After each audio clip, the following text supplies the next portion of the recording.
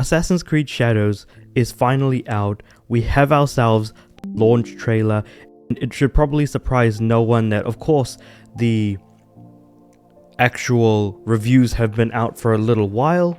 Or I say actual reviews, the critic reviews are out, and so are the player reviews on YouTube, and sure enough, the game sales are now in full swing.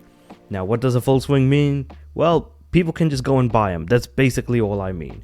Now, there have been a lot of criticisms levied against Assassin's Creed Shadows and Ubisoft as a whole, and especially with this being the last major hurrah for Ubisoft as a whole. So the question then becomes, what on earth is going to happen from here? Well, I wanted to talk about mostly how Assassin's Creed Shadows is actually emblematic of the issues that Ubisoft have been facing and are going to continue to face, because without a shadow of a doubt, while Assassin's Creed Shadows is an amazing looking game, it still very much plays like every other Assassin's Creed game from the past. It plays like every other Ubisoft open world game, and unfortunately that ain't gonna cut it, because while that delivery is emblematic of a bigger issue, if that particular strategy actually worked, then wouldn't Ubisoft be doing better right now if they continue doing what it is that they're doing? That really is the question. So let's actually sit down and talk about it. So, as I mentioned earlier, the Assassin's Creed Shadows reviews did drop much earlier, well, of course, with Access Media. So the critics are putting Assassin's Creed Shadows at an 81 on Metacritic. Now, this is actually surprisingly high given some of the criticisms I have seen from YouTubers. And honestly, I would much rather listen to a YouTube review than a critical review, especially when, for some unknown reason, actually I'll just pop this up since I didn't actually have the tab open previously. Again, IGN Veilguard review. Basically, when IGN gave Dragon Age the Veilguard a 9 out of 10, which it absolutely does not deserve, and is a straight up embarrassment to, I think, a lot of what was actually mentioned. And in fact, a very common used term to describe this game was the idea that they're going, that BioWare is back. You know what I mean? What was the actual phrase? I'm pretty sure it must be somewhere on here on this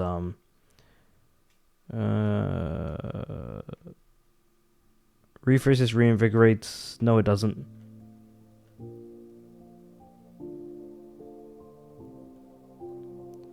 Return to form, that's the one. Let's see how many times return.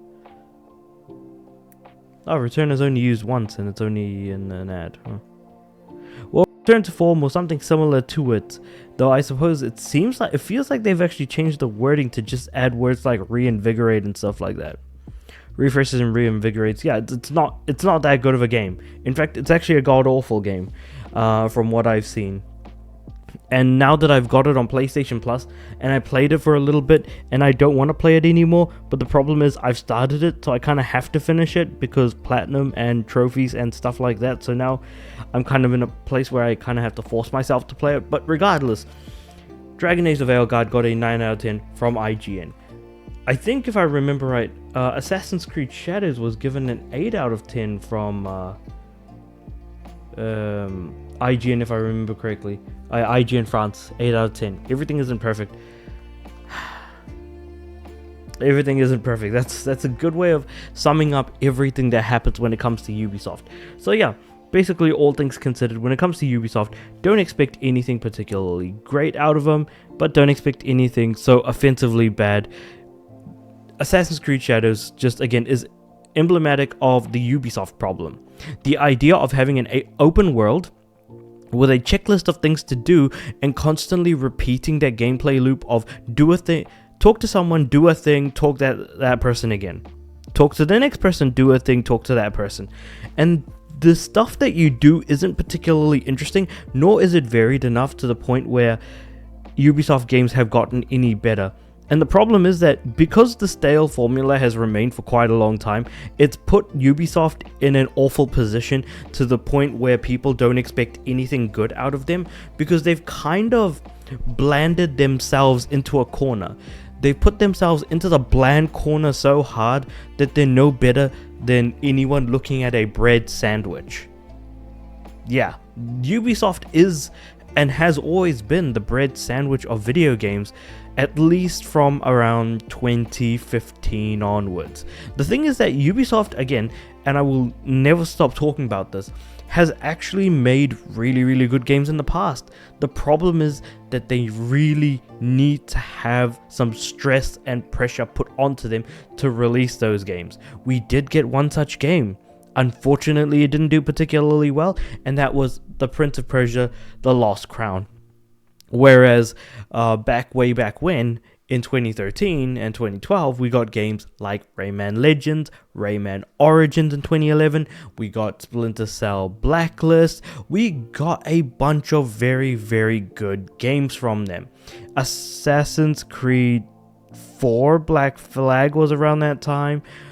Because again, I feel like Assassin's Creed games have never really been particularly good. I think the only reason why Black Flag was good was because it was more of a pirate game than an Assassin's Creed game. But when the game tries to make it be more Assassin's Creed, then you're completely missing out on all the good stuff, which is the pirate stuff. But even when they try to take the pirate out of the Assassin's Creed 4, they end up making a god-awful game that just happens to be, for some reason, a ship that has a stamina meter that is traversing a massive world and doing a bunch of stuff that involves talking to people. And the stuff that you do is not particularly interesting, especially from a gameplay and presentation perspective.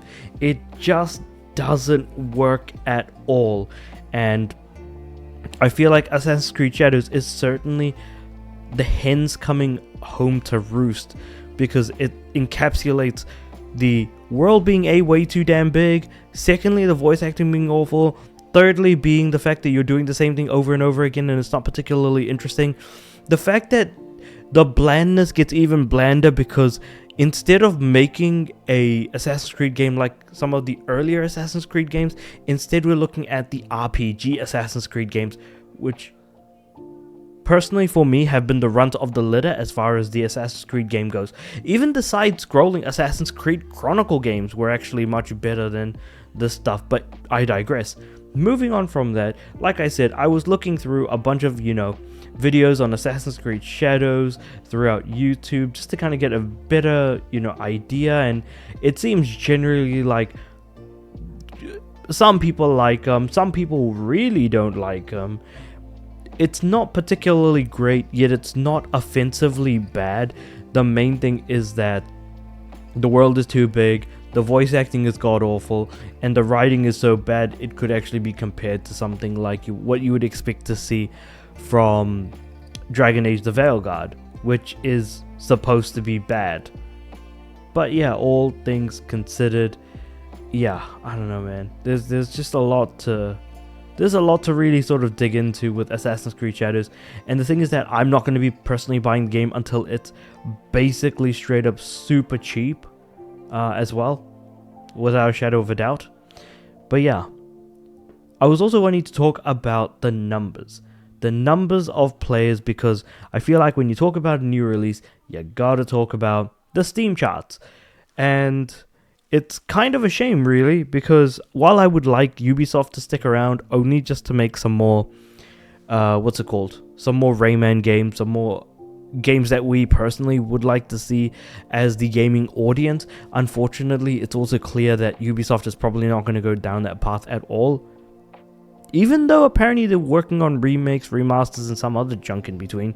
But the problem is that their repertoire just isn't interesting enough, and the games aren't good enough to really inspire confidence in that sense. So with Assassin's Creed Shadows numbers, these numbers are, I think, less than half of what Dragon Age the Veilguard did, I want to say. Hold on, let's do some side-by-side comparisons. Dragon Age Veilguard... PC, no, Steam Steam charts, because I'm pretty damn sure Dragon Age did bigger numbers than Assassin's Creed Shadows in terms of actual like Steam concurrence. And Dragon Age, keeping in mind, was considered a failure. So, all-time peak of about 60,656. I'm using SteamDB. Hold on. Let's use a consistent metric by using Steam charts. I think I clicked on SteamDB because that was like the first one that came up. So 60,656, that's how many players for an all-time peak we got with Dragon Age. With Assassin's Creed Shadows, we got 41,210. So that's already less than the peak, and generally you would expect the peak to kind of hit around launch. But the issue is that we'll have to see how things look from the weekend, because I was actually going to hold off on making this video for the weekend, but the thing is that the Steam charts aren't the reason as to why I was even going to make the video in the first place, so I figured I'll just tack this on at the end as a little bit of a tidbit. But the main idea of this video was how Assassin's Creed Shadows very much exemplifies the problems that Ubisoft has in their game design, and just why it doesn't do well anymore, because they've been so bland for so long that just nobody cares anymore. But I'm pretty sure those numbers are going to go up. Will they pass Veilguard? I'm very unsure of that, so we're just gonna have to wait and see how things go. But even in terms of numbers, this isn't looking particularly good for Ubisoft anyways, because keeping in mind a game like Monster Hunter Wilds has millions of players, over 1 million players, or around 1 million. That is, from looking at Shadows' numbers, that's 20 times higher. Monster Hunter Wilds, or rather Monster Hunter, the series as a whole, is incredibly niche, and this is incredibly popular. So Assassin's Creed Shadows is incredibly popular, Monster Hunter is incredibly niche. What the heck happened? What the heck happened to Assassin's Creed? Anyway, I'm going to go back and replay every Assassin's Creed game, and by the time I get to Shadows, I'm pretty sure it's going to be uber cheap anyway. So with all that being said, let me know what you guys think about all of this in the comments below. Like the video if you liked it, subscribe to the channel. I'm aiming for 500 subs by the end of the year. With all that being said, I do upload every day. I'll see you guys tomorrow.